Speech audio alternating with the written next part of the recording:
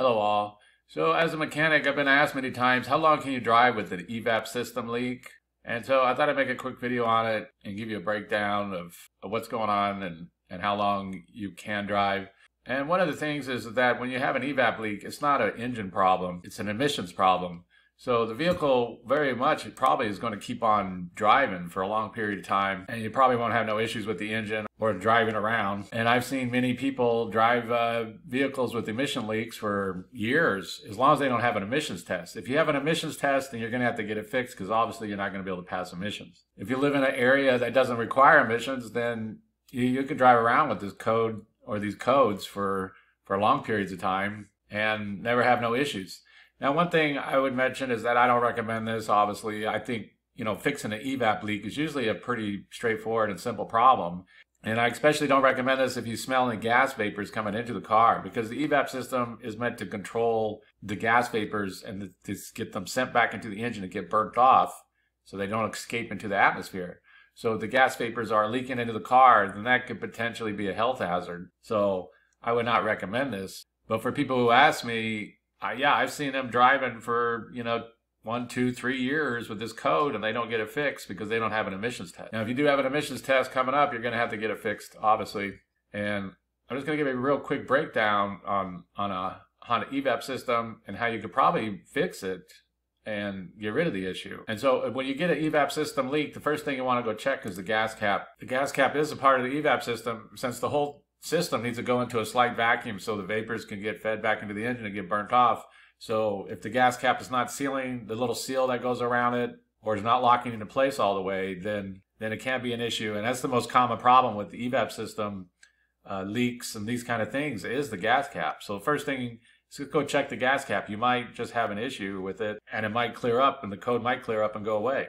One thing to mention is if you do get a replacement gas cap, be sure it's an OEM original gas cap for your vehicle, because these third-party aftermarket gas caps, sometimes they cause issues. Sometimes they don't fit correctly and they don't seal up right. So if you do get a new gas cap, be sure to get an OEM original one for your vehicle. And if you got a gas cap, you still can't get rid of any Evap codes. And the Evap system is made up of two main components and some sensors. You have the charcoal canister, which also usually contains the vent solenoid, and you have the purge valve, and along with the pressure sensor. And the Evap canister is usually located up by the gas tank, although it can vary, so be sure to Google your car to find out. But if the Evap canister leaks, it has like 3 hoses going to it. It also has that vent valve. And so they can be a little bit of a pain to get to, but it's a straightforward thing. They'll be up underneath the vehicle by the gas tank. And if that is the problem, they can simply be replaced. The next thing is going to be the purge valve, which is probably the second commonest thing to go wrong in Evap systems. And these are pretty straightforward and easy to fix. They're usually located up and inside of the engine compartment, and they'll just have like 2 or 3 bolts, 2 hoses going to them, and a wiring connection. And this is probably the most common fix after a bad gas cap for Evap system, is the purge valve. If you do have a Evap leak, look at your codes, but be aware that purge valves go bad quite often. And another thing that can go bad is that one of these hoses might be leaking, so you go around and check all of that. A mechanic would use a smoke machine and send smoke into the system and see where it came out, to see if there was a leak.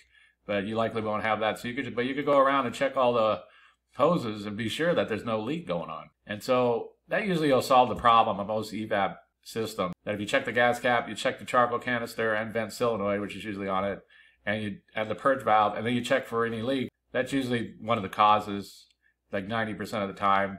In some rare cases, it could be the pressure sensor, since that's what sends data back to the onboard computer. So it is possible the sensor failed and just sending bad data back to the onboard computer, that there's no problem in the system. But since the sensor's gone bad, the onboard computer is getting bad information and thinks there's an issue. So fixing an Evap system leak is not difficult, but if you are wondering how long you can drive it with an Evap system leak or Evap system problem, the answer is quite a long time usually. I've seen them go, like I said, 2, 3 years or more, and as long as they don't have an emissions test, people still driving them around like that. And so that's basically it. I just wanted to give a real quick brief overview of what's going on with the Evap system, and if you have the problem, how long you can drive it for.